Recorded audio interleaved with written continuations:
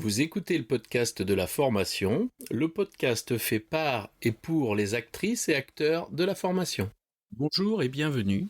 Je suis ravi de vous recevoir sur le podcast de la formation, dédié aux formatrices qui souhaitent profiter de retours d'expériences terrain qui fonctionnent et de stratégies détaillées étape par étape.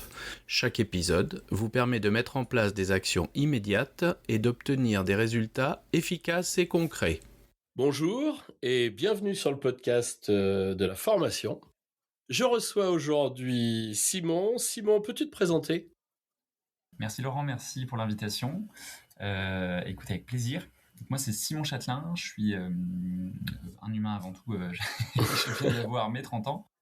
Et sinon, plus professionnellement parlant, je suis directeur du pôle de formation humain et RSE chez MyConnecting, qui est un organisme de formation sur tout un tas de compétences et on accompagne les transformations des entreprises. Oui. Mon rôle, pour l'expliquer un petit peu aux auditeurs, j'ai 3 casquettes principales. J'ai une casquette d'ingénieur pédagogique avant tout, donc de conception de formation. J'ai une casquette de formateur et de coach chez nos clients. Et j'ai une casquette de pilote du pôle, donc manager d'équipe et gestionnaire de toutes ces formations, en sachant qu'on dans mon pôle, on accompagne des formations sur le management, la performance commerciale, la RSE et les soft skills. Ok. Et dis-moi, de quoi tu veux nous parler aujourd'hui ? Eh bien, écoute, c'est une très bonne question. Aujourd'hui, moi, ce que je te propose, c'est qu'on évoque un petit peu ensemble le sujet de l'IA. C'est le fameux sujet depuis 2, 3 ans, 4 ans pour certains, qui est au cœur de beaucoup de conversations. Et plus précisément, de comment on peut intégrer l'IA au sein des formations en soutien d'une compétence. Ce que j'entends par là, c'est l'IA, elle n'est pas venue casser toutes nos formations. Il y a plein de formations qui sont encore tout à fait pertinentes et on n'est pas encore à l'ère du grand remplacement par l'IA. Mais comment on peut venir soutenir, tu vois, une formation existante et incorporer quelques tips IA et quelques conseils supplémentaires, on va dire, pour venir renforcer la formation existante.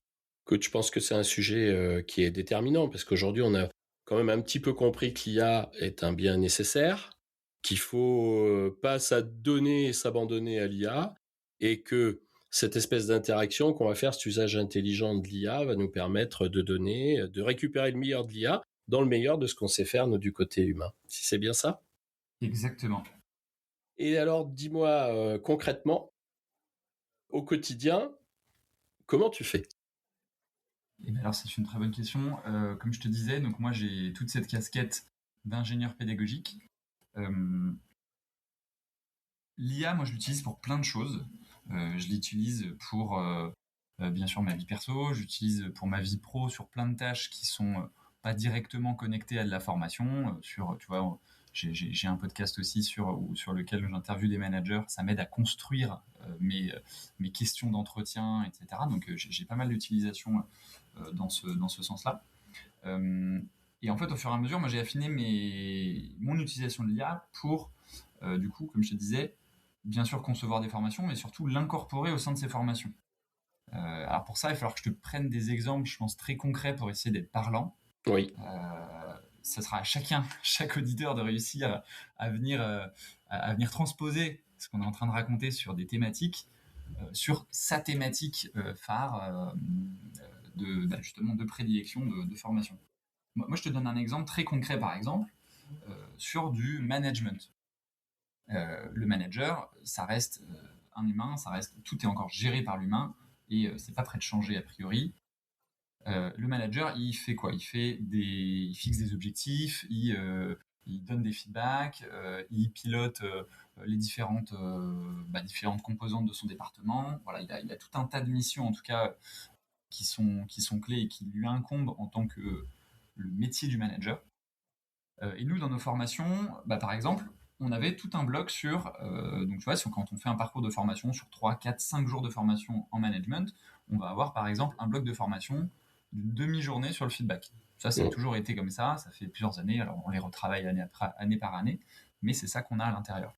Oui. Ce qu'on a fait, c'est qu'on est reparti de cette demi-journée, par exemple, sur le feedback, et on est venu se poser la question, comment l'IA peut venir aider un manager, donc la personne qui va participer à la formation, dans ses feedbacks. Donc l'idée, c'est pas de tout refaire, de faire toute la formation feedback avec de l'IA, mais c'est plutôt de se dire, bon, je vais avoir, moi, dans ma formation feedback, j'avais des temps où on réfléchit ensemble à ce que c'est qu'un bon feedback, des temps où on partage des outils comme le desk, le feedback star, voilà, il y en a plusieurs pour ceux qui connaissent ce sujet-là. Et il y avait des temps de jeu de rôle, mise en situation, on s'entraîne à faire du feedback. En fait, l'idée, c'est de conserver ces temps-là, potentiellement d'en raccourcir certains pour qu'on arrive à gérer la durée de la formation, mais c'est d'aller ensuite prévoir un temps assez court de entre 15 minutes à 40 minutes en fonction des thématiques, bien entendu, et de la complexité de la thématique, sur cette compétence de la formation. Justement, on l'a travaillé, on a fait du jeu de rôle, on s'est entraîné, on a eu des outils, et maintenant, ok, comment l'IA peut m'aider à préparer mes feedbacks? Ouais. Et donc, en travaillant sur des prompts. D'accord. Et là, on utilise des outils classiques à la portée de tous, ou bien il y a besoin de se faire fabriquer des outils d'IA? Comment ça Non, marche, ça? écoute, là-dessus, ça peut, on va dire que selon les sujets, encore une fois, on peut imaginer plein de choses. Il existe plein d'outils d'IA, il y en a qui en sortent tous les jours. Oui, Mais je la sais. réponse courte, la réponse claire, c'est des outils classiques. Là, je te parle de ChatGPT, je te parle de Gemini, Claude, en fonction de ce que vous utilisez, en Ouais, gros, votre IA du quotidien. ouais, de l'appétence de chacun. Exactement. Donc, je vais prendre l'exemple de ChatGPT, qui est vraiment l'utilisation que la majorité des gens ont. Euh, et donc là, ça va être d'aider en fait les participants dans la formation à construire le bon prompt. Donc, le prompt, c'est vraiment comment on va écrire son questionnement à l'IA. Je pense que ça commence à parler à pas mal de monde, mais je préfère le repréciser. Mmh. Donc comment on va poser la question à l'IA? Parce que bien entendu, si je lui demande juste j'ai un entretien, j'ai un feedback à faire avec un collaborateur, aide-moi à faire mon feedback, ça va pas suffire, ça va pas Ouais. être assez consistant et il va falloir qu'on amène plus de contexte, il va falloir qu'on lui pose la question d'une certaine façon pour avoir une réponse qui est pertinente. Mmh. Voilà, mais en tout cas, ça va être donc d'accompagner les apprenants qui, là pour cet exemple-là, sont des managers, euh, à poser les bonnes questions, à bien dialoguer en fait avec l'IA pour que, par exemple, leur prochain feedback, ils puissent être aidés par l'IA. Et alors, toute la nuance est dans le mot aider Aider. par l'IA, c'est-à-dire que l'IA est au service de la compétence qu'ils viennent de travailler, de la compétence de feedback pour manager. C'est pas l'IA qui fait tout à sa place. C'est ça. Justement, il y a pas une histoire de mindset, d'état d'esprit, parce que tu me dis, OK, il faut écrire des prompts, mais comment tu les prépares intellectuellement à l'utilisation de l'IA et à l'utilisation des prompts, et aussi à l'utilisation de ce qui va en sortir? Parce que je pourrais très bien me dire, écoute, l'IA, je peux même automatiser la réponse par mail, tu sais. Je peux lui envoyer le feedback direct sans m'en occuper. Je me dirais, moi, je suis tranquille, hein. Fallait faire un feedback, j'en ai fait un. Comment on va travailler ça? Parce que c'est un peu ça, peut-être un des biais. Je sais pas, je suis pas assez expert, moi. Alors typiquement, là, ce que tu évoques sur le feedback par mail, ça, c'est par exemple des bonnes pratiques managériales qu'on va voir en amont dans la formation, qu'on voit à d'autres moments, qui est, par exemple, alors c'est pas un cas à 100%, mais dans 90% des cas, le feedback par écrit va pas forcément être la bonne solution. Oui. Donc ça, tu vois, c'est des choses que, encore une fois, c'est pour ça que l'IA ne remplace pas tout en disant, super, fais-moi un feedback. Du jour au lendemain, si j'ai jamais été manager, que j'ai jamais développé cette compétence, je vais faire l'erreur de, par exemple, d'envoyer n'importe quel feedback par Mmh. mail, alors que ça va venir créer plus de complexité qu'autre chose. Et ensuite, il suffit je sais pas si c'était exactement ta question, mais en gros, de bien poser la question à l'IA. Il existe plein de méthodes. En fait, de manière de poser la question. Moi, je peux t'en partager une qui est la méthode prompt. Vu qu'on parle de prompting, c'est celle que je trouve la plus parlante si on la retient. Prompt, donc c'est un acronyme. Il y a chaque mot, tu as une lettre de l'acronyme. Donc P, c'est le persona. Donc c'est quel est le rôle que je donne à mon modèle. Par exemple, je vais lui dire ou mets-toi à la place d'un expert en management, un expert en communication managériale. Ça va être dans le cadre de notre exemple de feedback. Ensuite, référentiel, c'est de lui donner un contexte. Je vais lui dire qu'est-ce que je cherche à faire. Donc, quel est le contexte? Je dois faire un feedback à mon collaborateur. Je dois faire un feedback à mon collaborateur qui est dans mon équipe depuis 3 ans et pour qui on a un entretien annuel qui arrive dans très peu de temps. Je sais qu'il veut me demander une augmentation salariale et il faut que je lui explique pourquoi je peux pas lui accorder. Je te prends un exemple, là je t'ai un peu mixé Oui, c'est bien, moi ça mérite d'être clair. Voilà. Ensuite, je lui donne un objectif et une mission, c'est-à-dire qu'est-ce que je veux qu'il fasse, le prompt. Aide-moi à rédiger les éléments précis de ce feedback, donc, en plusieurs étapes, en lui expliquant les raisons. Et alors là, faut que en tant que manager, quand tu écris ton prompt, il faut que tu lui donnes un peu de contexte, il faut que tu dises les raisons et que tu donnes le contenu en fait de ce qui fait que, par exemple, il n'aura pas son augmentation salariale. En tout cas, ce que tu veux mettre dans ce feedback-là. Et ensuite, tu lui demandes donc P pour présentation, c'est quelle est la manière dont tu veux que l'IA générative te fasse une réponse. Donc, est-ce que tu veux, donc le format en fait, est-ce que tu veux qu'il te fasse une réponse sous forme de tableau avec 2 options? Est-ce que tu veux qu'il te fasse juste une réponse classique? Et le T, c'est le dernier, c'est le ton. Quel ton tu veux qu'il emploie pour ce feedback-là? Est-ce que tu veux qu'il soit dans sa réponse, est-ce que tu veux qu'il soit plutôt familier, etc. Ouais. Là, c'est vraiment une méthode standard. C'est mnémotechnique, c'est pas mal, hein. Exactement. C'est intéressant parce que en réalité, on va se rendre compte qu'il faut à chaque fois donner du contexte, donner de l'information, mais du coup, il faut avoir la pertinence d'identifier les éléments clés d'information que tu lui donnes. Exactement. Tout à fait. Donc ça reste, encore une fois, tu vois, là, l'exemple que je t'ai donné, il manque le contenu, en fait. Le contenu, c'est concrètement, donc, quel feedback je veux lui faire, qu'est-ce que je veux mettre à l'intérieur, mais que j'arrive peut-être pas bien à formuler parce que je suis pas justement encore un spécialiste du feedback et je veux que l'IA m'aide. Ouais. Ça, cette méthode-là, si tu veux, c'est les fondamentaux pour suivre un bon prompt. Après, au fur et à mesure, on se rend compte, plus on s'entraîne et dans les formations qu'on donne, plus on s'exerce, plus on se rend compte que on peut enlever en fait certaines parties qui sont pas forcément pertinentes pour aller plus vite. Par exemple, tu vois, le format attendu, le P de présentation, moi je l'utilise pas toujours parce que je veux juste que l'IA me réponde texte tel quel. Et oui, t'as pas besoin qu'il te fasse une bullet point ou un tableau Excel. Ouais.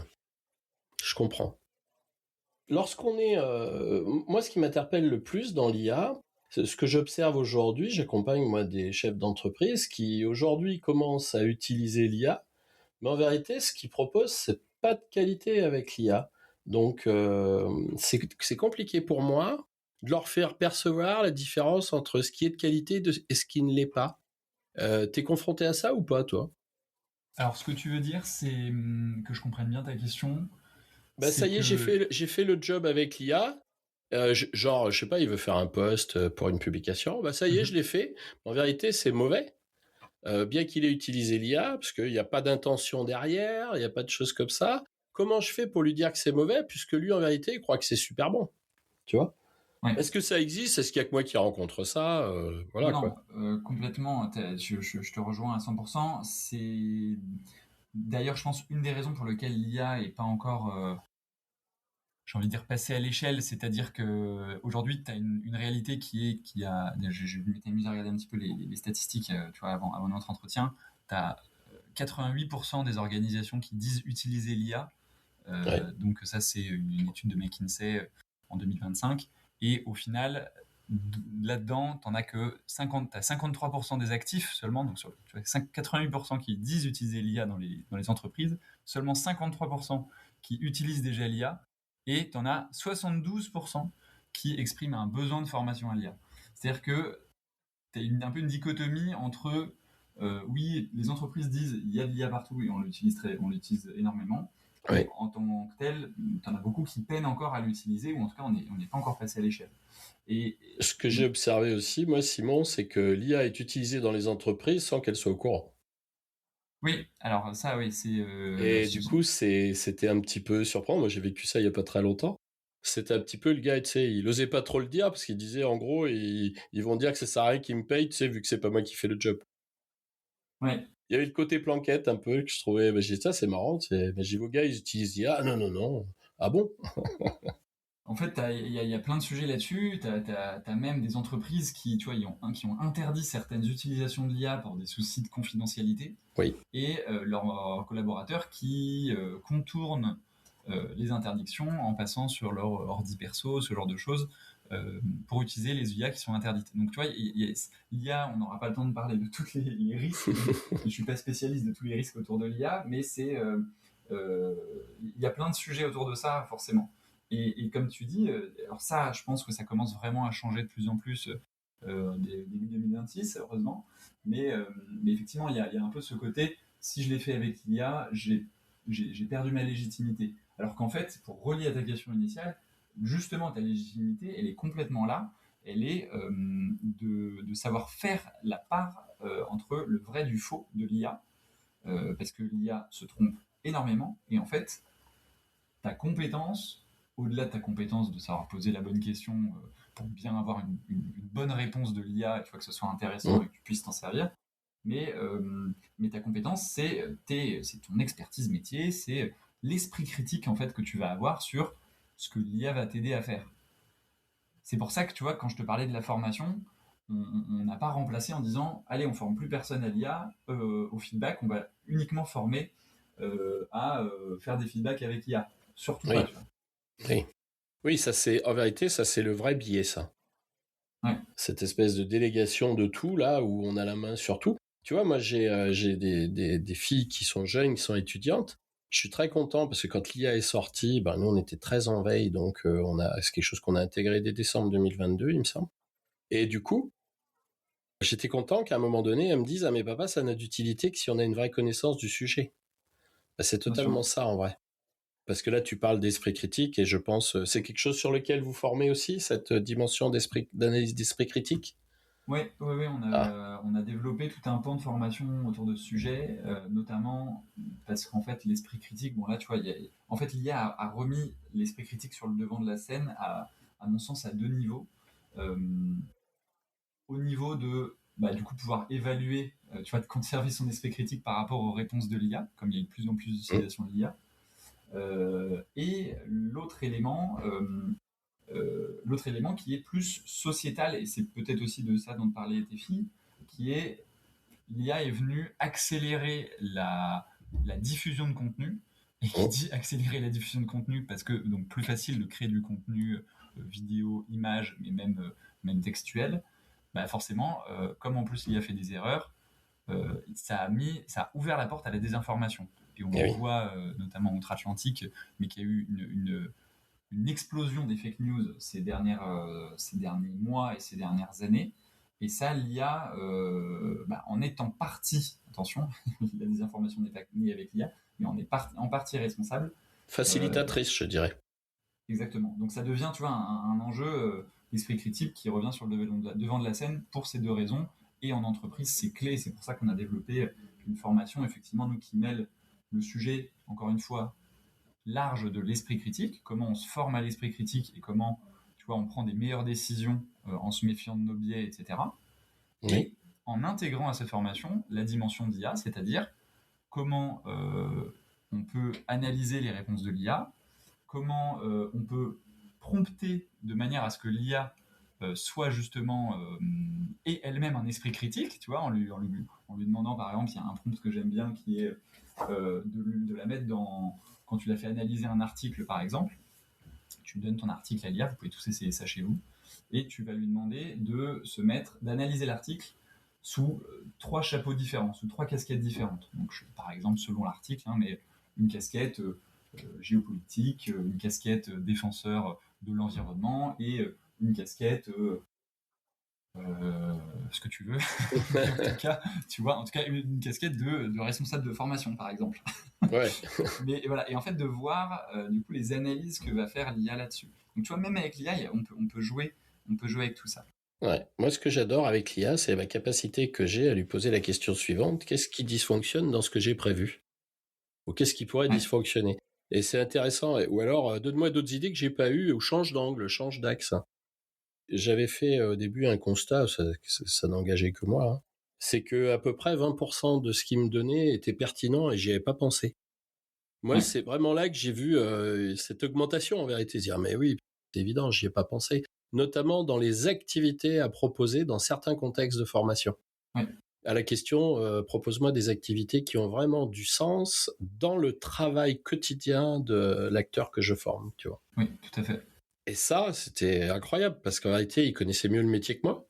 Ouais, Et je me disais, mais oui, c'est ça. Et après, quand je confrontais ces propositions avec les responsables ou les clients, je leur disais, voilà, on pourrait faire ça, ça et ça. Ah oui, ça c'est vachement bien, personne n'y avait pensé.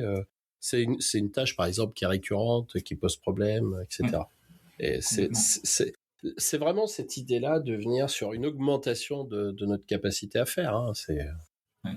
En fait, ce que tu évoques, c'est complètement ce vers quoi on pousse nos apprenants, nos stagiaires à aller. C'est, tu vois, tu as trois types d'utilisation un peu de l'IA. Tu as l'utilisation standard que tout le monde fait, qui est le mode assistant, c'est-à-dire, bon, bah, tu vas déléguer ton travail, tu vas demander à l'IA de rédiger, de résumer, de corriger, de traduire, enfin, voilà, toutes les utilisations possibles. Et donc, en fait, tu poses une question et tu prends la réponse et t'en fais quelque chose. Ouais. Mais ça, finalement, c'est une utilisation qui peut être intéressante, hein, mais qui est assez limitée par rapport à la puissance de l'IA qui se situe beaucoup plus sur les deux autres rôles qui sont soit un rôle d'associé où tu vas faire toi quelque chose et tu vas demander à l'IA d'améliorer ce que tu as fait. Mmh. Et en fait, tu vas être dans une forme tu vois, tu vas lui demander de te challenger, par exemple, comme tu disais, sur des choses que t'as écrites, Mmh. donc d'avoir un regard critique sur ce que tu as produit, soit un rôle de mentor qui va être plus un rôle un peu de coach. Et si je reprends, tu vois, mon exemple tout à l'heure de la compétence du feedback pour un manager, c'est presque plus intéressant au lieu de lui demander, bah tiens, écris-moi le feedback, voilà, en suivant la méthode prompt et tout ça. Ce qui va être presque le plus intéressant, ça va être de dire, d'arriver en disant, bah moi par exemple, j'ai un entretien où je sais qu'on va me faire une négociation de salaire, je suis stressé, j'aimerais le préparer, aide-moi à le préparer. Et en fait, ou alors pose-moi des questions qui pourraient m'aider à mieux préparer cet entretien. Et tu vois, de plus mettre l'IA dans un mode Coach, quoi. voilà, de Coach coach mentor, ou ouais, c'est bien ça. exactement. Et donc d'avoir après toute une conversation et ça finalement ça permet dans des cas tu vois, que tu évoques de créativité ou de réflexion permettre d'aller plus loin. C'est là où on est vraiment le fameux humain augmenté qu'on Mmh. nous, Mmh. avec lequel on nous bassine tant depuis plusieurs années. Là on le voit vraiment, tu vois. On ressent vraiment, en tout cas, moi j'étais comme un enfant, hein, au début. J'avais l'impression enfin, moi je me suis toujours posé des questions, donc du coup, poser des questions c'est simple pour moi. Des gens ont des problèmes pour poser des questions, on se rend compte. Et à partir du moment où on s'est bien posé les questions, eh ben moi je trouvais des réponses incroyables. Je me disais, j'ai l'impression, au début, tu sais, je traînais le soir sur ce que je faisais comme travail aidé par l'IA, mais je m'arrêtais jamais. J'avais l'impression que j'avais un mec aussi fort que moi en face, voire plus Ouais, fort, qui me permettait. Il avançait sur le point A, mais du coup moi j'en déduisais le point B en lui parlant du point B, mais lui me disait mais il y a C aussi. J'en en finissais plus quoi. C'était ouais, hyper valorisant ça au départ. Enfin, complètement. moi j'ai vécu un peu ça de façon très enthousiaste, hein. Alors Ouais. je dis pas que je suis moins enthousiaste, hein, je suis plus habitué maintenant. Oui, oui. Il y a moins l'effet de surprise, tu sais. Mais d'ailleurs, il y a plein de. Et les stats le montrent aussi, il y a beaucoup de personnes. Alors, je pense qu'on a eu au début une grande crainte d'être remplacé par l'IA. Ça, c'était les Ouais. premières craintes. Maintenant, la crainte, elle se bouscule un petit peu, et c'est un peu ce que tu exprimais avec tes enfants tout à l'heure. C'est plus la crainte de. Euh, est-ce est-ce qu'on va pas perdre en fait, est-ce qu'on va être encore capable de faire, vu qu'on prend tellement l'habitude de faire avec. Ouais. Ça, c'est un petit. Mais ça, j'ai envie de dire, moi, la réponse rapide, bien sûr, elle vaudrait le coup d'être développée. C'est de se dire, bah, en fait, c'est comme tu vois, nos tableaux Excel ou comme tout autre outil, tu vois, Internet, informatique, Oui. ou même tu vois, le L'électricité, GPS, toutes la ces lumière. choses-là. C'est qu'en fait, oui, c'est vrai qu'aujourd'hui, on fait plus difficilement sans.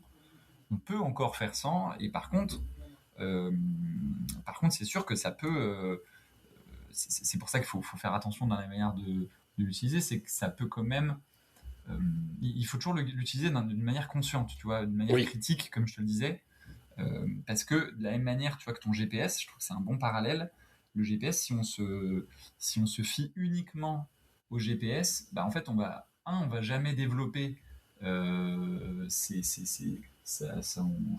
Sa propre représentation des repères spatiaux, exactement. d'orientation et tout ça, ouais. Ah Exactement, on oui, va ah jamais oui. développer son sens de l'orientation. Je fais un petit aveu, j'avoue que c'est un petit peu mon cas malheureusement. Euh, et, euh, et puis en plus, on peut tomber, on peut complètement se tromper. Et moi, j'ai d'ailleurs, et alors ça c'est amusant parce que les gens pensent que par exemple les GPS ne se trompent pas. Moi, j'ai eu le cas lors d'un voyage où je me suis retrouvé en grande difficulté parce que j'ai suivi mon GPS. Ouais, moi Il m'a ça m'est indiqué arrivé. une route qui Ça, n'était pas du ouais. tout pertinente. Ça m'est arrivé qu'une seule fois. J'ai pas fait gaffe, c'est qu'au début, j'ai mis l'île Jourdain. L'île Jourdain, c'est une ville, petite ville, pas très loin dans la Vienne, dans le département de la Vienne. Et lui, il m'a envoyé à l'île Jourdain dans le Gers. Ah oui, ouais, Et au départ, j'ai complètement. suivi la route, et puis au bout d'un moment, j'ai dit, mais Ah oui, non, oui, tu fais pas c'est pas, forcément ça peut attention. pas être par là, hein. Et j'ai eu un moment comme ça. Tu sais, quand je repense à l'IA, ça me fait penser à un autre moment que j'ai vécu dans ma vie avant, où j'avais été confronté à un métier qui était le métier de plâtrier. Et le D'accord. plâtrier, il montait des briques plâtrières et il avait un savoir-faire unique, c'est qu'il enduisait les murs de plâtre, hein, avec une espèce d'un grand outil qui s'appelait une liane. Il faisait ça, c'était incroyable. Tu disais, puis toi t'essayais, il y a tout qui retombait par terre, tu sais. On était en adoration devant ce savoir-faire. Et un jour, le placoplâtre est arrivé. Et le D'accord. placoplâtre, ça a permis à des gars comme moi d'avoir des murs tout lisses comme le plâtrier. Et Ouais. du coup, au départ, quand on regardait ce qui se passait, alors les mecs qui faisaient du placo-plâtre, c'était nul, hein, c'était des brels, hein, c'était des mauvais, hein, les bons, c'était les plâtriers.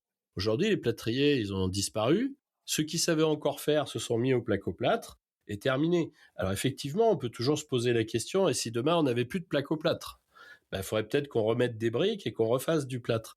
Mais en vérité, tu te rends compte que c'est une évolution. En vérité, c'est ça l'évolution Ouais. des choses.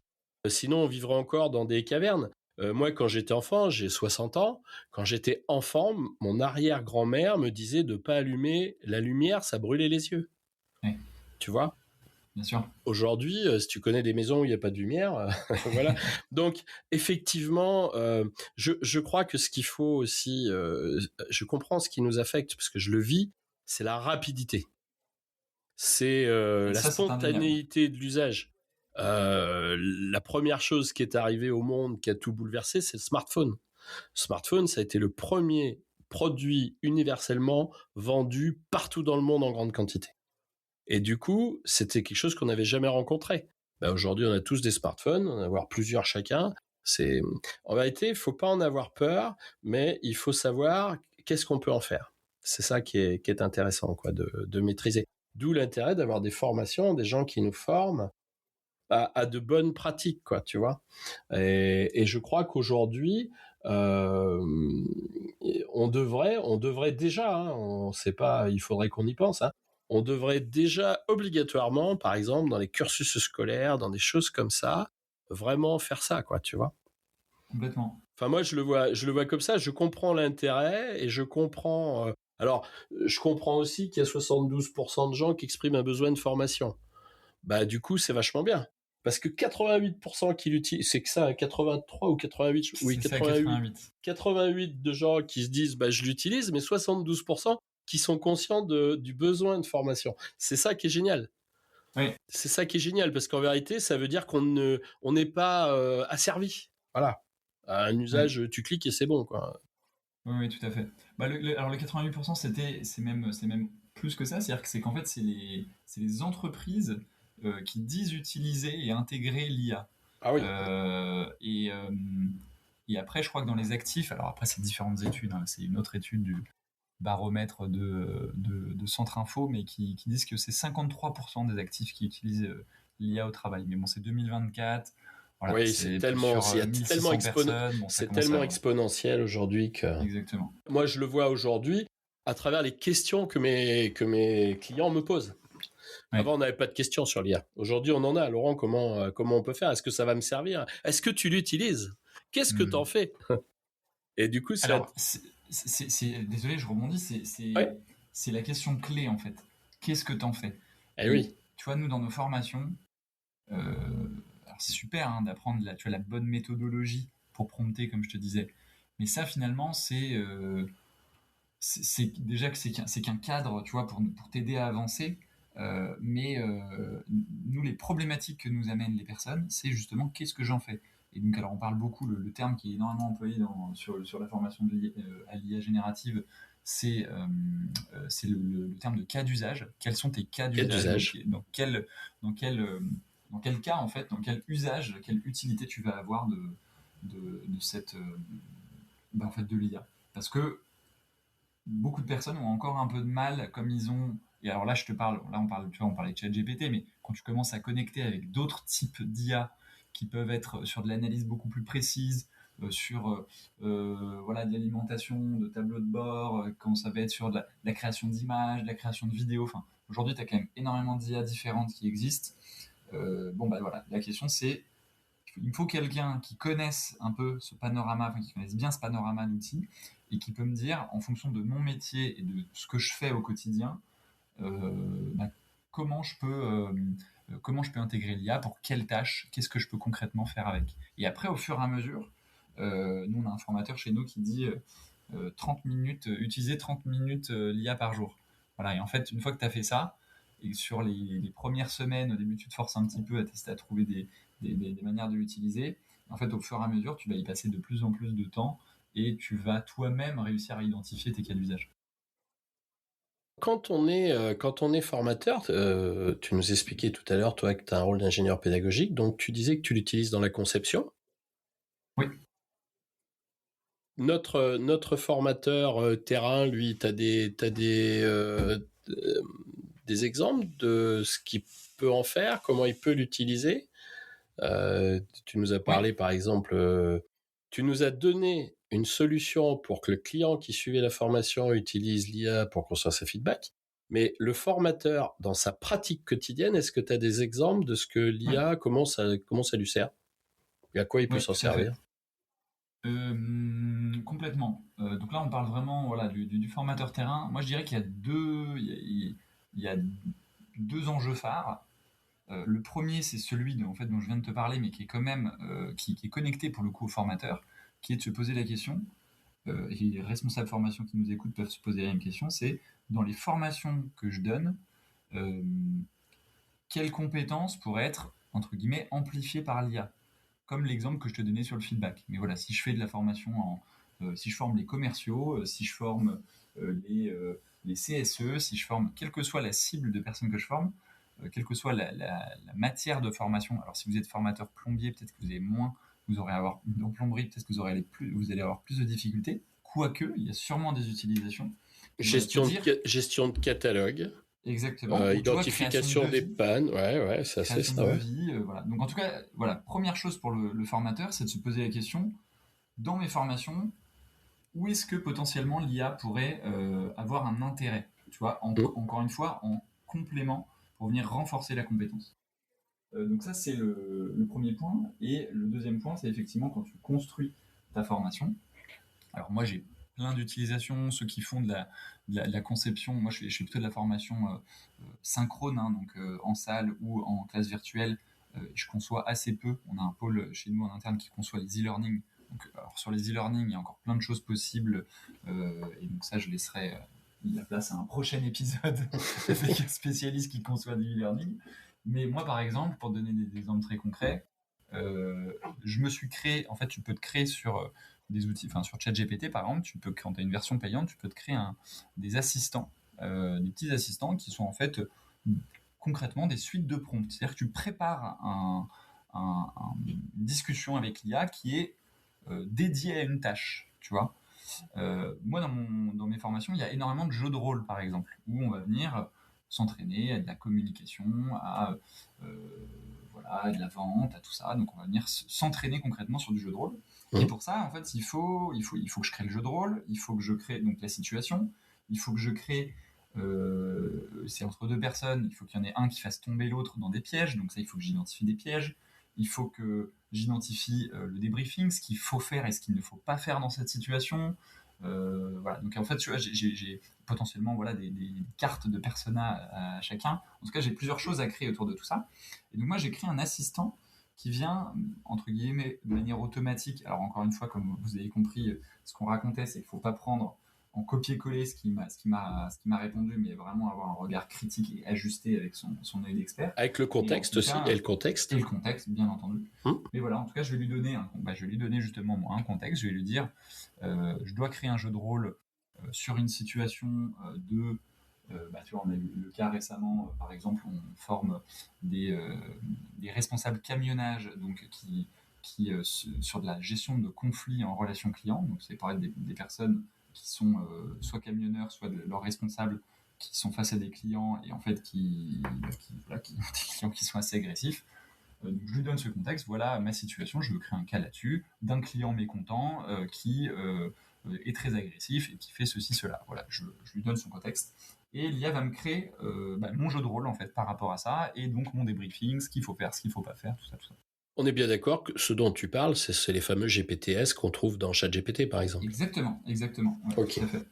Donc ça, tu vois, alors là, je t'ai donné un exemple d'utilisation spécifique où je crée un assistant. En fait, vous pouvez le faire directement sur ChatGPT, mais après, en fait, une fois qu'on identifie des tâches qu'on fait de manière récurrente, on gagne du temps à créer des choses déjà un peu pré-promptées.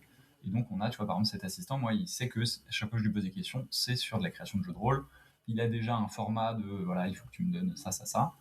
Donc, je gagne du temps. Ouais, c'est bien. Tu sais, on a surtout la notion de gain de temps. Le gain de temps, ça revient... Qu'est-ce qu'on gagne autre que le temps avec l'IA en formation? Enfin, l'IA dans sa pratique de formation. Ça, j'ai compris, je gagne du temps. Mais après, qu'est-ce que je gagne? Qu'on le nomme un peu. Eh ben, je ne m'attendais pas à cette question, mais tu touches dans le mille parce que, tu vois, nous, on fait, ça fait 6 ans qu'on développe des mesures d'impact chez Connecting. Je pense que les premières étaient même encore un peu avant ça. Et c'était un sujet qu'on entendait assez peu, c'est-à-dire que les gens avaient l'habitude, on ne développait pas tant ce sujet-là. Et en fait, là, je trouve qu'avec l'IA, depuis 2 ans, il y a vraiment un reflux de besoins sur la mesure d'impact. Concrètement, c'est ok, mais on a formé, mais à quoi ça a servi? Et typiquement, ce que tu dis, typiquement, effectivement, à quoi ça sert? Ça sert à gagner du temps, ça sert à gagner de la sérénité. Est-ce que je me sens plus serein dans mon métier? Ou est-ce que je me sens d'ailleurs plus serein parce que tu vois, si on est sur de la formation à l'IA, j'ai cassé des peurs. Peut-être que j'avais des peurs irrationnelles sur des sujets d'IA. Et souvent, c'est le cas. Hein, tu vois, c'est peur, on en parlait, peur de perdre son job, etc. En fait, le fait d'utiliser de se rendre compte de comment fonctionne l'outil, on démystifie. On baisse les peurs. Ouais, c'est bien ça. Ça peut être du gain de sérénité. Alors, il y a le gain de temps parce qu'on est plus rapide, mais il peut y avoir du gain de performance. Parce que tu le disais, tu vois, toi, quand tu crées tes formations, il vient t'aider à faire quelque chose peut-être qui est encore plus pertinent que ce que toi, tu avais imaginé, parce que finalement, tu as une autre personne avec qui dialoguer pour réfléchir. Donc, tu vois, c'est tous ces gains-là. Et nous, tu vois, on développe là-dessus une démarche qui va aller jusqu'au calcul du ROI, du retour sur investissement, qui est à dire, voilà, tu as formé, on te fait parvenir un questionnaire 6 mois, 60 jours, donc 2 mois après la formation, et on vient de poser justement un certain nombre de questions pour comprendre concrètement comment ça a impacté ton quotidien, ton métier. Et par les réponses que tu vas nous donner, nous, on va réussir à mettre ça en parallèle au coût de la formation et à te calculer concrètement le retour sur investissement qu'a généré ta formation. Ça, c'est hyper important. Parce que, tu vois, par exemple, moi, je me suis rendu compte au début que, en vérité, la première vision, c'est je gagne du temps. Mais la deuxième, en vérité, le vrai gain pour moi, c'était de dégager du temps pour optimiser encore mes réponses, optimiser mes stratégies. C'était vraiment ça c'était vraiment ça la clé. C'est-à-dire que je gagne pas du temps pour du temps, tu sais. C'est pas, j'avais 1 heure pour le faire, ça a pris un quart d'heure, j'ai 45 minutes de glandage. Non, pas du tout. Ça me donne 45 minutes pour envisager encore d'optimiser ce que je sais faire tout en y consacrant, toujours 1 heure. Ça a été vraiment le truc. Et je repensais juste, il y a quelque chose qui m'a traversé l'esprit. L'IA au début, pour moi, c'était comme quand j'étais en formation avec des gens passionnés par leur formation, que ce soit des formateurs ou des apprenants, et ça me donnait l'impression d'être encore en formation. Et ça, c'est quelque chose que j'adore, moi. Mais c'est peut-être mon côté formateur aussi qui fait que j'aime ça. En tout cas, l'IA est un partenaire de jeu très enjoué. Et tu vois, quand l'IA est sortie, malheureusement, mon papa est maintenant décédé, mais c'était pas le cas en 2022. Je lui avais expliqué ce que c'était. Il m'a dit, je regrette d'être né si tôt. Il y a tellement de questions restées sans réponse que je t'envie, mon fils, de vivre ça. Et tu n'es qu'au début, il m'a dit. C'était marrant. En tout cas, tu vois, ce que tu dis, je refais le parallèle avec ce que tu disais sur l'accélération. C'est qu'en fait, l'IA est quand même venue accélérer énormément de choses. Alors, voilà, du haut de mes 30 ans. J'ai vu ça dans une tension de temps permanente, c'est ça. Comme une fenêtre, un dégagement de disponibilité. Non, tout à fait. Et en fait,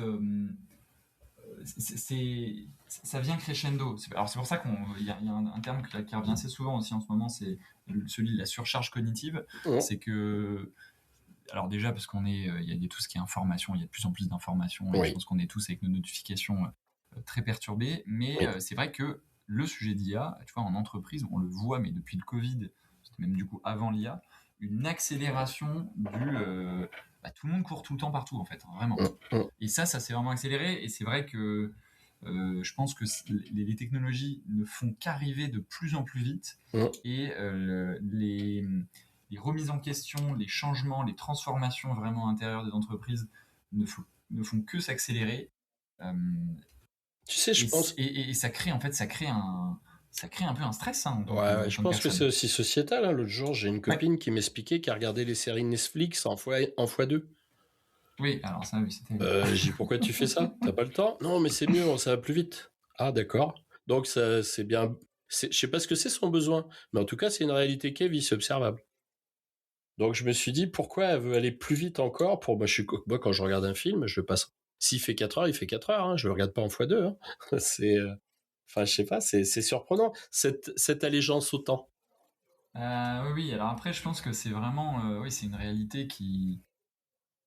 En fait, il y a tellement de sollicitations Aujourd'hui, on a envie de tout faire, et on a le temps de pas de tout faire. Et effectivement, le x2, moi j'avais beaucoup regardé des choses autour de ça. C'est assez terrible. Alors, je sais pas s'il y a des études sérieuses qui ont été faites, donc je ne me prononcerai pas.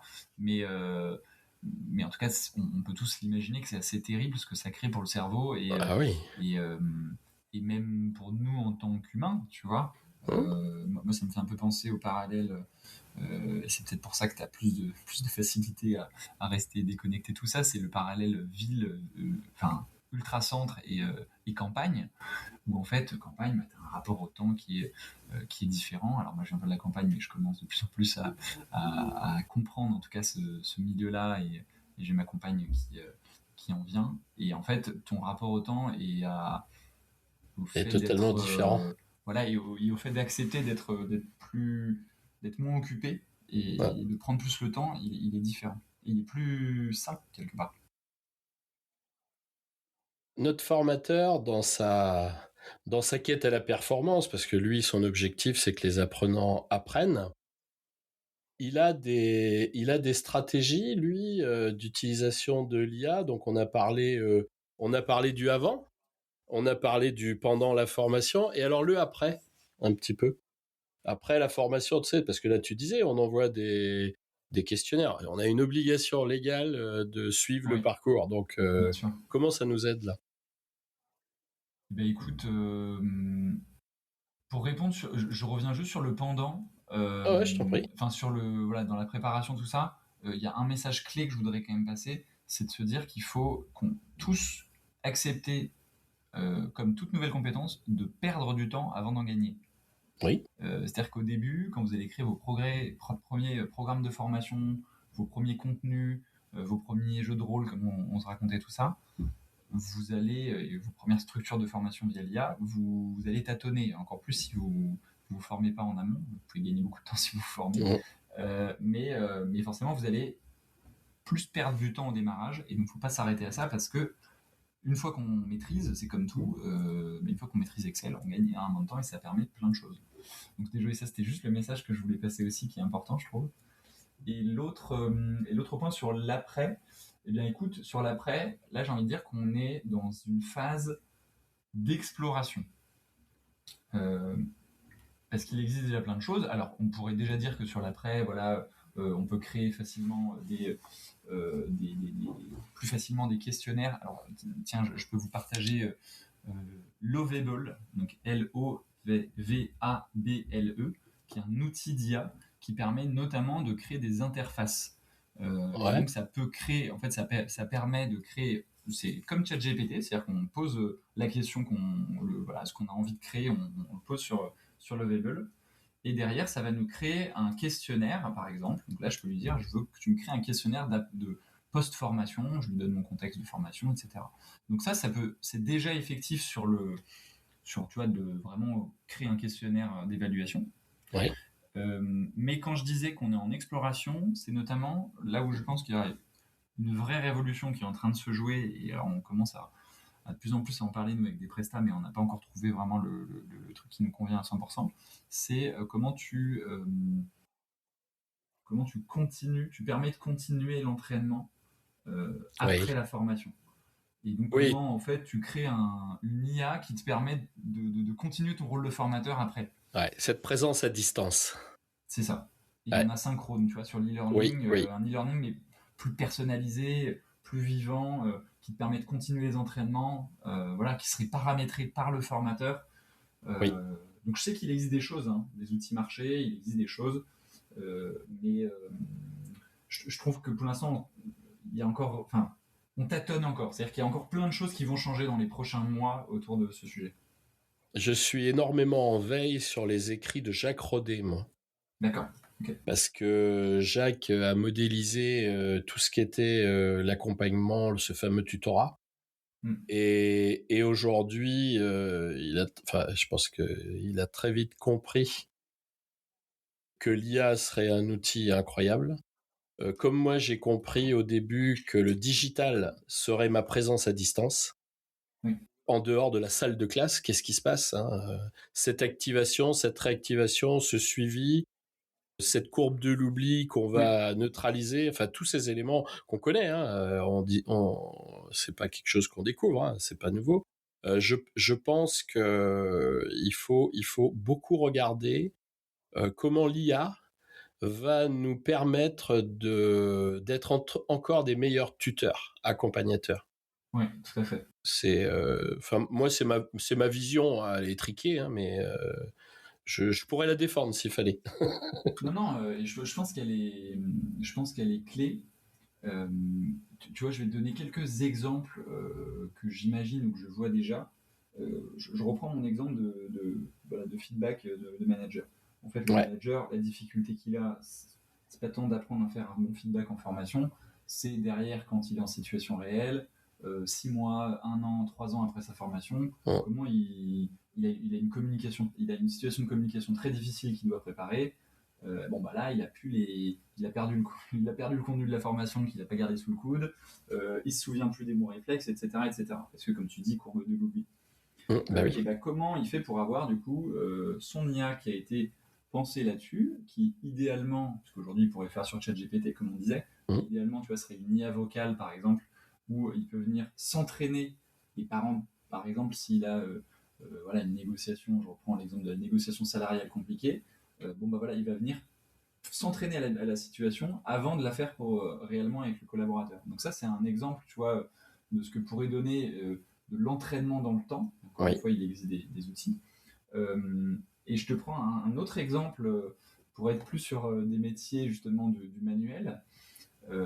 Moi, là, j'ai récemment, alors je suis très mauvais en tout ce qui est réparation, construction, etc. Mais voilà, je devais reboucher un trou chez moi. Je n'avais pas de placo et j'avais pas de situation, enfin, j'avais pas de solution très facile à faire. J'ai mes compétences qui sont très faibles. Et bah pareil, là, je me dis, quelqu'un qui a suivi une formation là-dessus, mais qui a pas forcément mis en pratique. Et oui. Et voilà, comment il trouve une solution. Et ben là, moi, j'ai été demandé à l'IA. Voilà ma situation, voilà les outils que j'ai mis à disposition. Je suis très nul. Comment tu peux m'aider? Et l'IA m'a trouvé des vraies solutions et activables. Exactement. Et m'a donné du coup un tips. J'ai pris la photo de mon trou, je lui ai montré, et donc tu vois, ça a été un coach en live pour ma situation. C'est ça. L'autre jour, j'ai dessiné un atelier. Je prépare ma retraite. J'ai préparé un atelier de menuiserie dans un espace relativement étroit et je lui ai demandé de m'optimiser ça en lui donnant les photos des outils que j'ai. Voilà, exactement. Eh ben, je peux pas faire mieux en termes d'agencement. Et c'est fonctionnel, je l'ai créé. Et du coup, j'ai fait des photos, des explications, des photos, tu sais, des prises de plan. En vérité, tu sais, ça ramène à quelque chose d'important, la contextualisation de la formation et le juste à temps. Parce qu'en vérité, répondre à des questions que je me pose pas avec la formation, c'est créer chez moi un déséquilibre cognitif. Or là, en conceptualisant la situation, ça me permet d'avoir une réponse qui a du sens dans le contexte. C'est une des clés de l'apprentissage, ça, d'arriver à faire ça. C'est l'antithèse de ce qu'on nous disait à l'école. Moi, à l'école, je disais, mais madame, pourquoi on fait ça? Tu verras plus tard. Des fois, il y a des trucs, je les ai pas encore vus. C'est un peu tard maintenant, tu vois. Ouais, et tu vois, je trouve que donc cet exemple-là, il est clé pour la manière dont il faut penser l'IA. C'est-à-dire que on voit bien que l'IA, elle n'est pas faite pour remplacer les formateurs, mais elle est faite pour permettre d'avoir un impact durable. Oui. Parce que, encore une fois, sur beaucoup de formations courtes en entreprise, parfois, il manquait souvent quand même d'un impact durable parce que c'est super, on ressort de la formation avec plein de bonnes intentions, mais comment je la mets en place dans le temps? Donc, bien sûr, on développe des choses, etc. Mais l'IA va être un accélérateur sur ce sujet-là. Et puis, il va aussi faire des choses qu'on ne voit pas forcément. Moi, par exemple, lorsque je travaille avec des clients, je travaille sur des accompagnements qui ont des durées définies.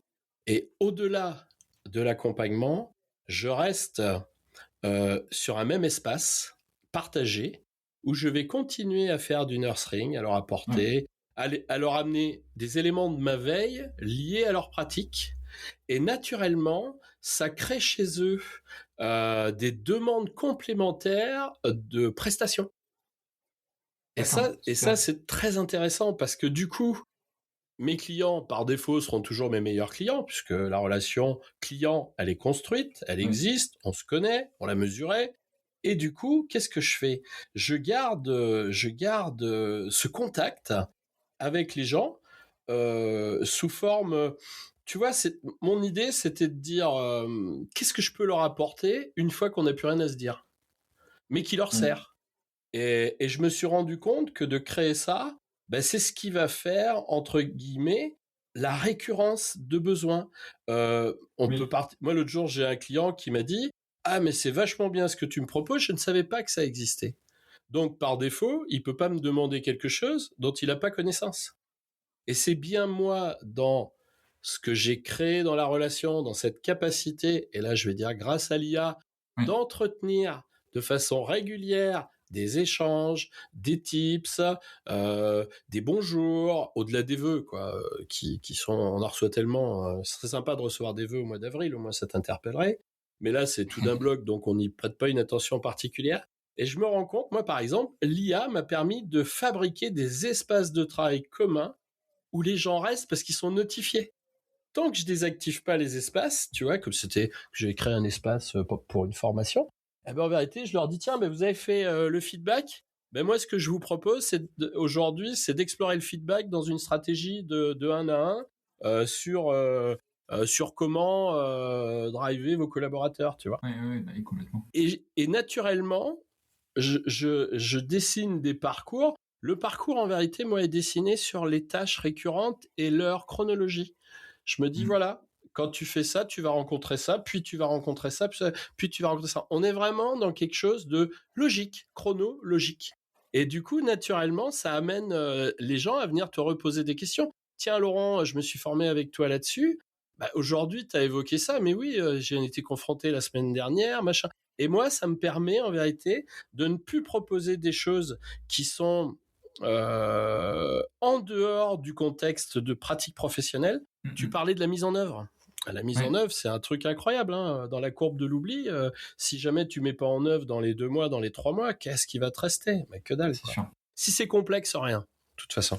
Si c'est simple, tu te rappelleras. Mais sinon, voilà. Et donc, il y a vraiment cette stratégie à mettre en œuvre. Et l'IA nous aide à faire ça.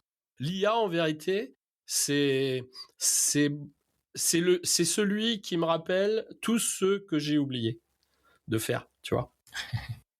Oui, et d'ailleurs, je sais qu'il y a des manières, quand tu dis te rappelle tout ce que tu as oublié de faire, je sais qu'il y a des manières d'ailleurs de se mettre des rappels, etc. Avec IA, oui, tout à fait. Ouais, c'est-à-dire que moi je suis capable de dire, j'ai fait une action de formation sur le feedback. Le feedback arrive dans ce processus en numéro 3. Le numéro 4 naturel, c'est ça. Ouais. Crée-moi une conversation. J'appelle ça une conversation avec mon déjà client autour de ce potentiel-là. Alors, il peut se débrouiller tout seul, il peut avoir besoin tout seul, mais après, il y a quelque chose quand même qui revient. Bah écoute, c'était sympa avec lui, ça s'est bien passé, c'était moins compliqué d'y aller avec lui, qui me montrait le chemin, que de trouver tous les éléments pour faire. Parce qu'aujourd'hui, si ça, c'était pas vrai, on se formerait tous en ligne, on se fabriquerait nos parcours, on se démerderait. Même nous qui sommes ingénieurs pédagogiques, on aime suivre des choses guidées, c'est confortable. Oui, bah, tout à fait. Et moi, je me suis formé aussi avant d'accompagner tout ça, c'est clé en fait. Parce qu'en fait, la question, c'est pas tant est-ce qu'on peut trouver l'information ailleurs. On la trouvera, elle existe. Exactement. En fait, j'ai toujours un peu de mal avec quand des formateurs disent qu'ils veulent un peu garder des conseils secrets, etc.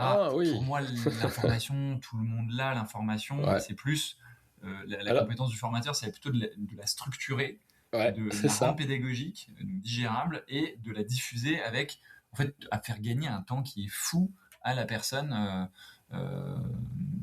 parce qu'en fait, on a pré-mâché l'information déjà.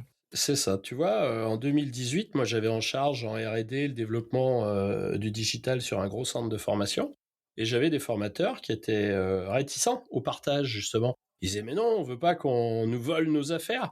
Tu sais, le constat que j'ai fait, il est un peu brutal, mais en général, ceux qui voulaient pas qu'on leur vole ce qu'ils avaient, c'est qu'ils l'avaient déjà volé ailleurs. C'est-à-dire qu'ils n'avaient pas la capacité ex nihilo de créer ce qu'ils savaient. Ouais, donc il y avait un sujet de légitimité même. Et ouais, parce que du coup, ils se sentaient dépossédés de quelque chose. Ils avaient eu la chance de trouver la réponse, mais ils ne savaient pas comment motiver la question, en vrai. Et du coup, c'était ça qu'on retrouvait très souvent. Moi, j'étais souvent confronté à ça.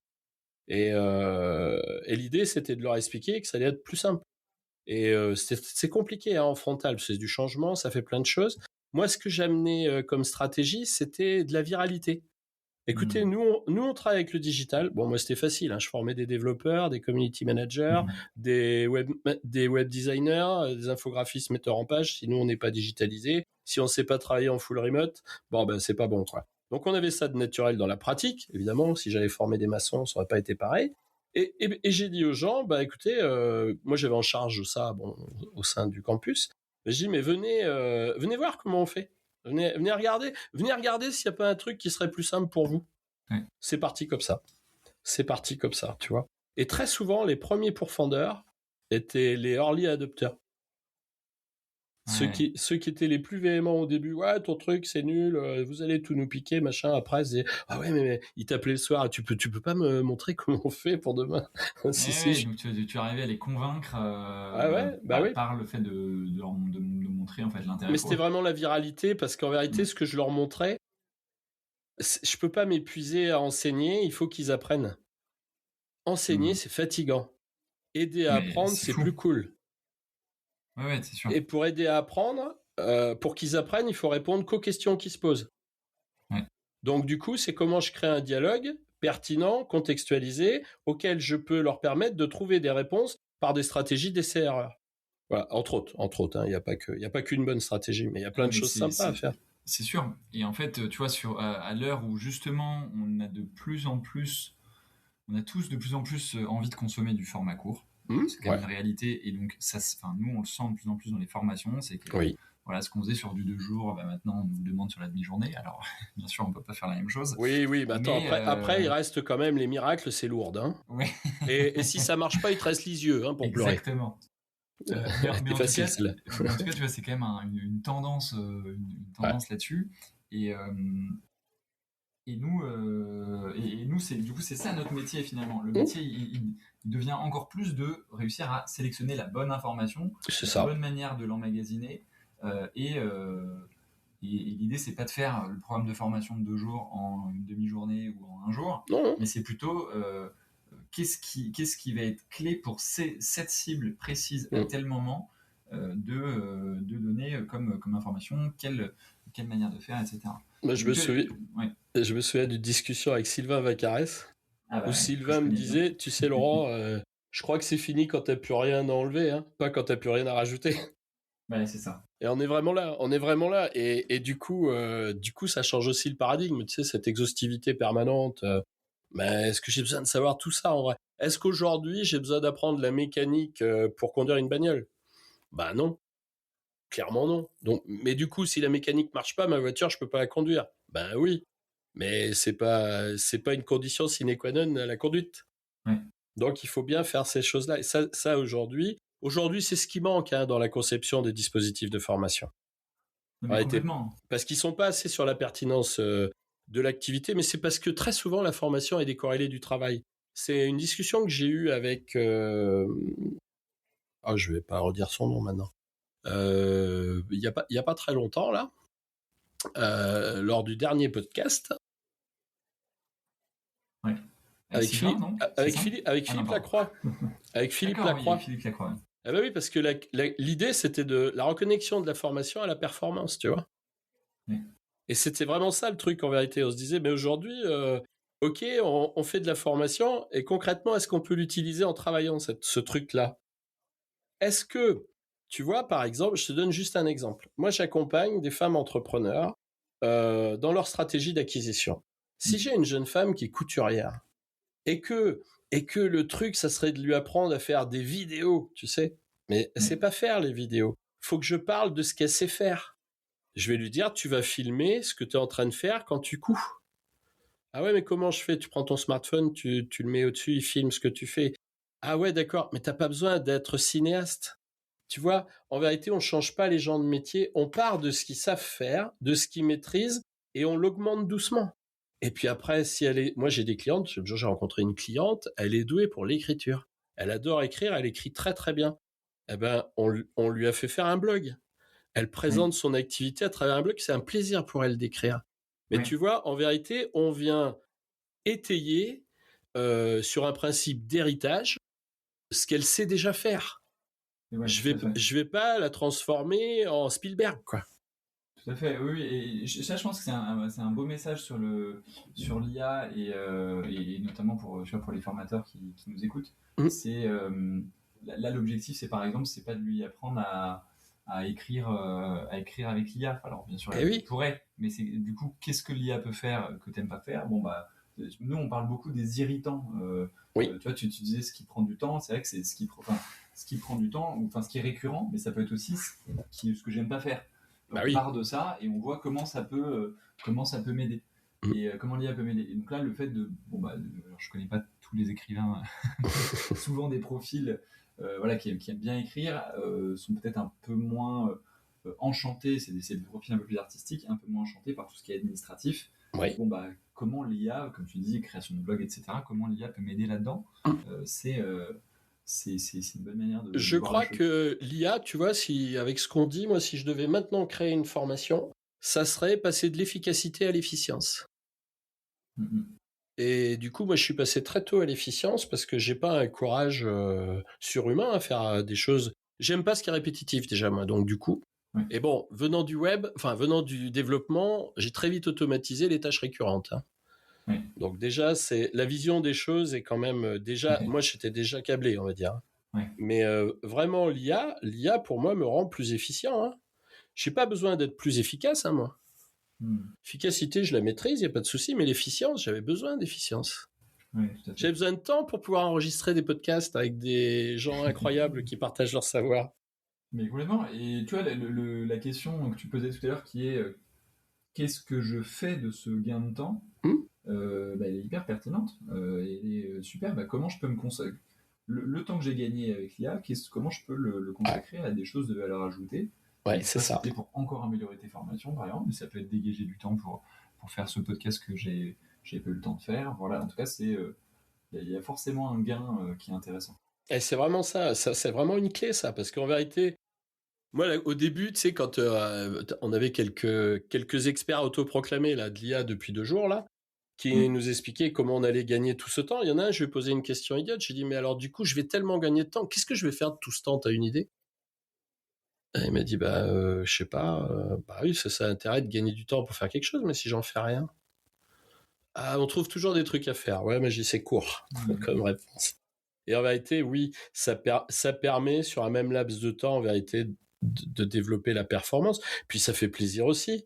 Enfin, je crois qu'il y a quand même une vraie notion de plaisir. Je crois que on est content quand la formation s'est bien passée, quand les gens sont satisfaits et qu'ils peuvent utiliser ce qu'ils viennent d'apprendre. Quand on a eu une vraie transformation, quand on est parti d'un point A identifié à un point B voulu, et qu'on y est, que tout le monde sait qu'on y est, enfin ça se mesure, tout ça, on a besoin aussi de ça. Moi, j'aime bien le terme, tu vois, de plus en plus, on va parler justement plus de transformation que de formation. Oui. Je trouve ça, en fait, plus noble et plus intéressant de le voir comme ça. Oui. Et pas de voir la formation comme, enfin, tu vois, de faire de la, je sais pas s'il y a un terme, on parle d'infobésité, donc oui, c'est formation bésité, je sais pas comment on pourrait dire, mais tu vois, de dire, tiens, je fais plein de formations, mais... Tu sais que les 3/4 des formations sont de l'information. Comment on distingue les deux? C'est très simple, pas d'évaluation. S'il n'y a pas d'évaluation, il n'y a pas d'objectif. S'il n'y a pas d'objectif, c'est de l'information. Aujourd'hui, je vois des programmes d'information tous les jours dans des centres de formation. Ouais, c'est sûr. Ou alors, je vois des super évaluations qui ne permettent pas d'observer l'objectif pédagogique opérationnel de façon univoque. Alors du coup, ça sert à rien. Si je veux voir un mec qui monte un mur droit, c'est pas en lui demandant uniquement combien est le dosage béton, sable, eau se fait. Ouais, ce que j'ai besoin de regarder, c'est un mur monté d'équerre et d'aplomb. Et qui respecte les règles, les codes qu'on lui a donnés. Et qui est construit dans les règles de l'art que je connais par avance. Et ça a été un peu un... Tu vois, ce que tu évoques, ça a été un peu une problématique avec les formateurs IA. Tu disais formateurs IA autoproclamés. En fait, le marché de la formation IA a explosé très rapidement. Et en fait, il y a eu beaucoup de personnes qui n'étaient pas du milieu de la formation. Et donc, c'est là où on a retrouvé des formateurs qui, alors à qui je jette pas la pierre, qui ont fait ce qu'ils ont pu aussi avec les compétences qu'ils avaient à ce moment-là, mais qui n'avaient pas forcément pensé, tu vois, des déroulés pédagogiques et construit une formation sur. C'est très bien de montrer ce que fait l'IA, tu vois, et de faire un côté waouh. Oui, ça fait un côté mousseux. Voilà, en fait, super, on peut tous aller sur Gamma, qui est un outil de génération de PowerPoint, et faire un peu un effet waouh, et c'est très bien, mais concrètement, comment l'apprenant va s'en servir une fois qu'il a fini la formation? C'est ça. En fait, si on est content et à la fin de la formation, on a toujours cet effet waouh, et qu'une semaine après, on arrive à rien faire avec l'IA, parce que finalement, c'était pas adapté, ça n'a pas d'intérêt. Tu sais ce que tu me dis, c'est incroyable. Il y a de ça quelques années maintenant, j'ai décidé de fabriquer mes formations et je les ai appelées les formations du lundi qui suit la semaine de formation. C'est-à-dire que je me suis plus mis dans la place de ce que je savais faire, la semaine de formation. Je me suis dit, on vient de faire une formation pendant une semaine, là, on est le lundi qui suit, je suis tout seul, là, qu'est-ce qui se passe? Qu'est-ce que je fais? Et en vérité, j'ai construit toutes mes formations à partir du lundi qui suivait ma formation. Et c'est comme ça que, avant que la FEST soit modélisée, Je parle de modéliser, hein, parce qu'il n'y a rien de nouveau dans la FEST. Hein. Moi, j'ai fait de l'apprentissage quand j'avais 14 ans. J'en ai plus de 60. C'était déjà de la formation en situation de travail. C'était déjà de la FEST. Hein. Donc, il n'y a pas de souci. Je savais ce que c'était. Et donc, c'est vraiment en modélisant ça, en me disant, mais OK, on va apprendre tout ça, de A à Z, tout ça. Et lundi matin, qu'est-ce qui se passe? Et le lundi matin, j'ai repris le workflow du gars et j'ai créé ma formation à partir du lundi matin.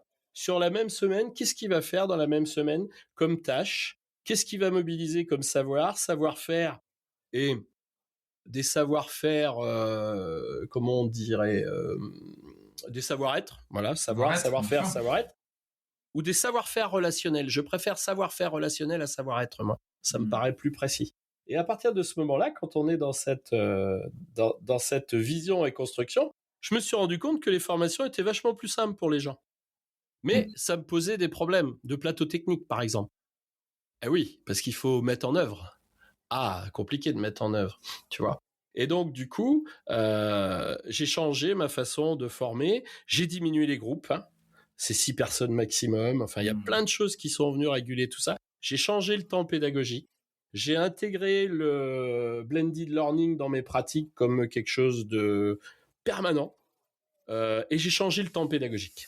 Ça a été une des clés pour que les gens puissent apprendre. Parce que l'idée, c'est que ce que je construisais, c'était pas fait pour celui qui construisait, hein, c'était fait pour celui qui apprenait.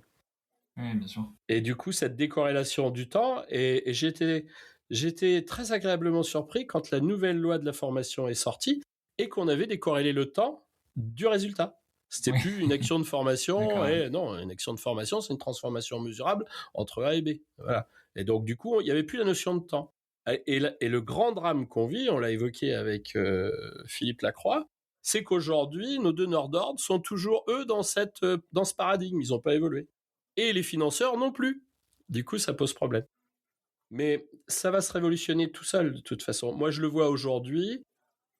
Personnellement, moi, j'ai refusé d'être Calliope. Ça m'a jamais empêché d'accompagner et de former des gens. Hein. Parce que les gens, ce qu'ils veulent, c'est un résultat opérationnel mesurable. Hein. Et donc ça, ils savent très très vite nommer leurs problèmes et mesurer la situation de solution qu'on leur propose. Donc c'est très intéressant ça, tu vois. Ouais, et ça veut dire qu'aujourd'hui, les gens, bon après toutes les boîtes de plus de 50 personnes, elles s'en foutent, elles n'ont pas le droit au fonds mutualisé. Donc pour eux, la question se posait pas. Mais moi, dans mon cas, elle se posait parce que je m'adresse à des petites structures, tu vois. Ouais. Bah écoute, ça fait, en tout cas, t'as suivi le bon chemin, tu vois. Je pense la question, j'aime bien ce que tu exprimes sur le côté de se dire qu'est-ce qui se passe le lundi d'après. Bah oui. Et donc ça, je pense que c'est une bonne question à se poser. Moi, j'essaie toujours de proposer aux apprenants de se dire vous allez revenir dans votre quotidien et quand est-ce que vous bloquez un temps avec vous-même pour mettre en place ce que vous avez vu. C'est ça. Comment, quand tu parles de manager, à quel moment on déploie ce qu'on vient d'apprendre? Si c'est dans 6 mois, c'est pas la peine. Si la formation, elle n'est pas activable, c'est pas la peine. On perd pas son temps, on leur fait perdre de l'argent, ça sert à rien. Ça sert à rien. Ils seront jamais contents. Et de toute façon, si ça marche pas, ce sera de ta faute. Donc du coup, au moins si c'est de ma faute, c'est que j'aurais réussi. Je préfère ce paradigme-là. Qu'est-ce que tu voudrais nous dire pour conclure notre entretien? Simon, dis-moi. Eh ben, je pense que le message, c'est de se former. Ouais. C'est de se former. Non, mais voilà, en tout cas, sur le sujet de l'IA dans la formation, on en a passé plein des messages. Effectivement, le fait de se former à l'IA. Moi, j'ai vraiment envie que là, si je vais m'adresser, tu vois, à tous les formateurs, tous les responsables formation, ou même les dirigeants, hein, voilà, qui nous écoutent, c'est de se poser la question, vraiment, que je disais tout à l'heure, mais j'aime bien la répéter là sur la fin.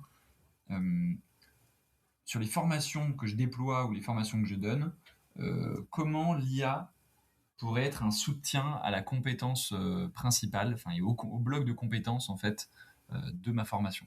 Ouais. Ça, je pense que c'est vraiment une question à se poser. Si vous n'avez pas la compétence pour vous la poser, demandez à ChatGPT. Ouais. Ou à minima, en tout cas, non, mais bien entendu, le mieux, c'est de passer par une formation. Formez-vous à l'IA. En fait, ça va vous faire gagner un temps fou. Donc, vous pouvez le gagner. Vous pouvez vous former, bien sûr, en autodidacte ou via des entreprises qui forment. Mais en tout cas, voilà, je pense que ça, c'est vraiment clé parce que moi, j'arrive à projeter le marché dans 5 ans. Et enfin, ça ira sûrement beaucoup plus vite. Mais bon, il faut se donner un point d'entrée. Et je pense qu'il n'y aura pas beaucoup de formations au vu du développement à laquelle va l'IA. Il n'y aura pas beaucoup de formations qui ne parleront absolument pas d'IA. Alors, il y en aura peut-être sur des sujets spécifiques, mais je pense que beaucoup de formations vont venir être, entre guillemets, amplifiées par IA. Oui, tout à fait. Eh bien, écoute, je te remercie pour tous ces partages. Nos auditeurs retrouveront bien sûr tous les éléments pour pouvoir te contacter, être en relation avec MyConnecting, ton entreprise, où je rappelle tu es directeur de la formation. Et donc, qu'ils n'hésitent pas, surtout, si ce sujet les a intéressés, s'ils ont envie d'avoir une bonne pratique de l'IA et en tout cas des bonnes connaissances pour bien prompter, eh bien, je les invite à te retrouver et à continuer cette discussion avec toi. Et je te remercie pour ce partage et ce que tu es venu nous dire sur cette réalité de l'IA dans nos métiers et dans notre quotidien. Un grand merci Laurent pour l'invitation. C'était un plaisir partagé pour cette conversation. Et puis je souhaite la bonne journée ou soirée à nos auditeurs. Eh bien écoute, moi aussi, et je leur dis à bientôt pour des nouvelles aventures sur le podcast de la formation.